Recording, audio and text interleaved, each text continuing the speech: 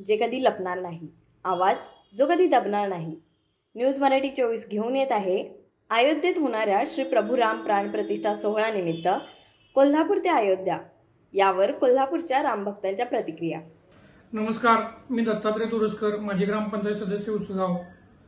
आज न्यूज मराठी 24 चॅनलच्या माध्यमातून बोलण्याची संधी उपलब्ध झाली।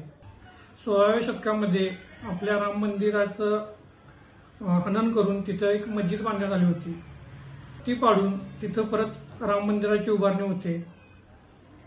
2020 साली या मंदिराची उभारणी चालू झाली होती। आता ते मंदिर पूर्ण होते आणि त्याच्यामध्ये आपले सर्वांचे श्री प्रभू रामचंद्र यांची प्राण प्रतिष्ठापना होते। त्यासाठी सर्वांना हार्दिक हार्दिक शुभेच्छा। मी एक भारतीय म्हणून आणि एक कोल्हापूरकर म्हणून मला सार्थ अभिमान आहे की हा सोहळा आपल्या 22 तारखेला होतोय आणि त्यासाठी माझ्या हार्दिक हार्दिक अशा शुभेच्छा।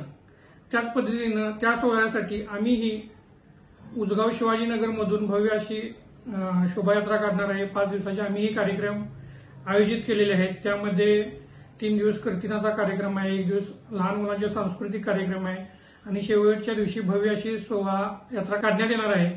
तर माझ्या वतीनं परत एकदा सर्व कोल्हापूरवासियांना आणि भारतीयांना हार्दिक हार्दिक अशा शुभेच्छा। जय श्रीराम, जय भारत।